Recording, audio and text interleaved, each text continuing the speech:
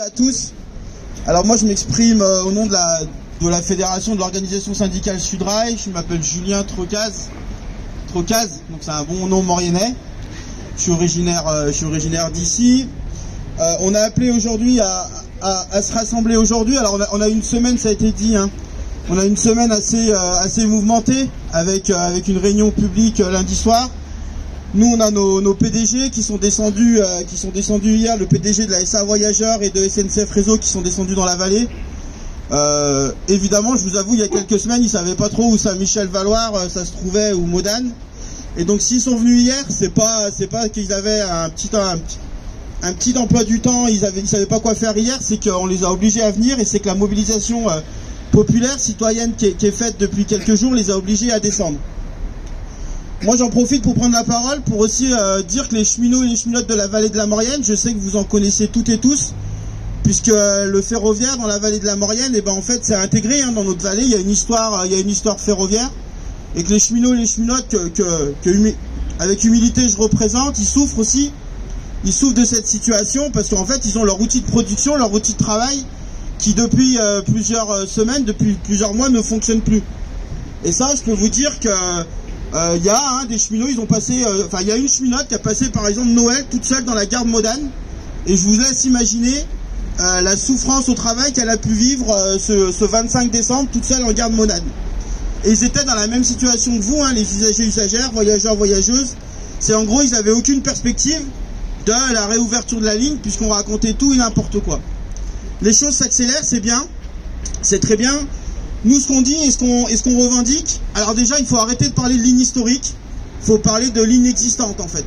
Il faut arrêter de dire que, et ça, c'est pareil, je renvoie sur les cheminots et les cheminotes, ils travaillent pas dans un musée, enfin, l'histoire est importante, ils travaillent sur une ligne existante. Donc, il faut pas juste remettre en état la ligne existante, il faut la conforter, il faut l'améliorer. Moi, lundi, j'ai été agréablement surpris par des analyses qui ont été faites de la salle. Et oui, évidemment, il faut qu'on soit très vigilant, qu'on contrôle sur les travaux qui vont en train de se passer à l'APRA. Ça veut dire, quand on dit consolider, c'est pas refaire ce qu'ils ont fait en 2019, parce que nous, on l'assume. En fait, ils refont juste ce qu'ils ont fait en 2019, ça veut dire une sécurisation de la paroi. Et en gros, 4 ans après, on a vu ce que ça fait. Moi, je rappelle juste que SNCF Réseau a mis 1,5 million en 2019 sur ces sécurisations.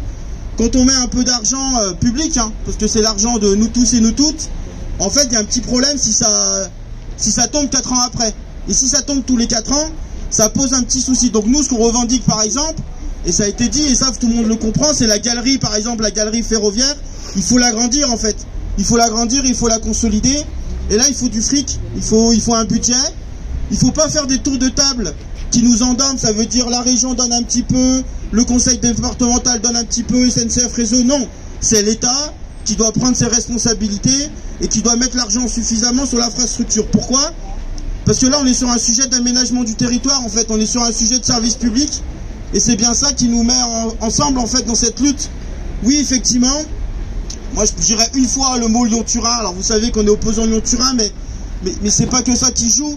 C'est que là, en fait, ce qui joue, c'est la notion de service public, d'aménagement du territoire et à quoi sert le train, en fait.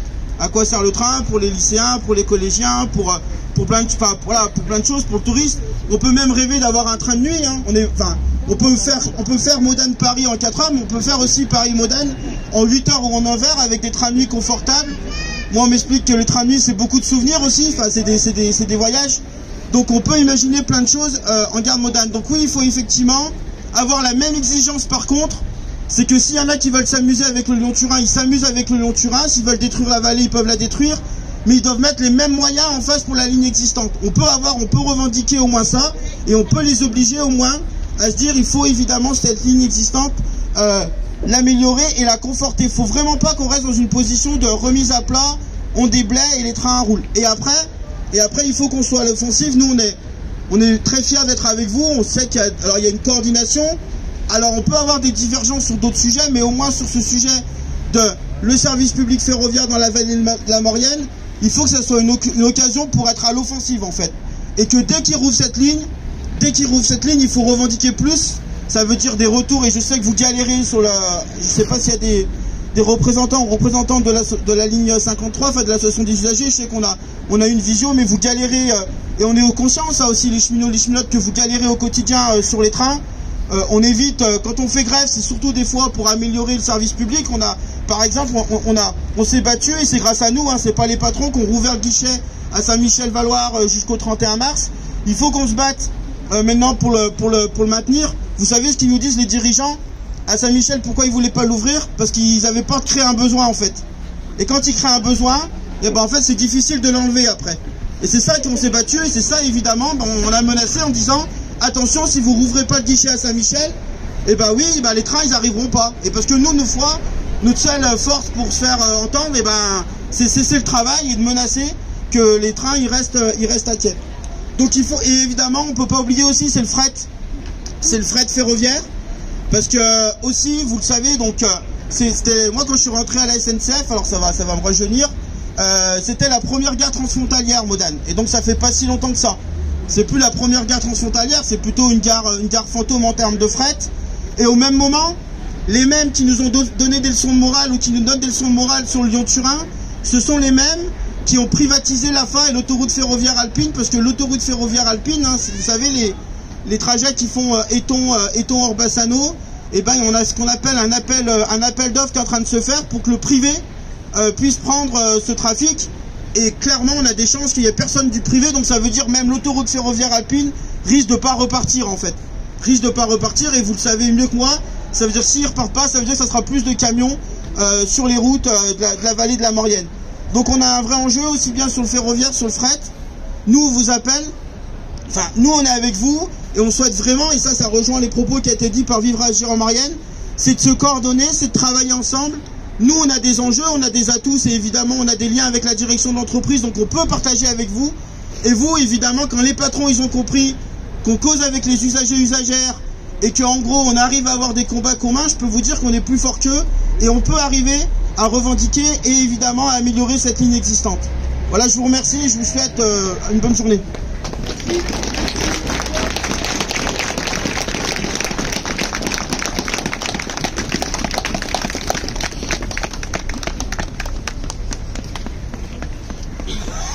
La parole est à vous, c'est le moment. Est-ce qu'il y a quelqu'un qui est représentant de...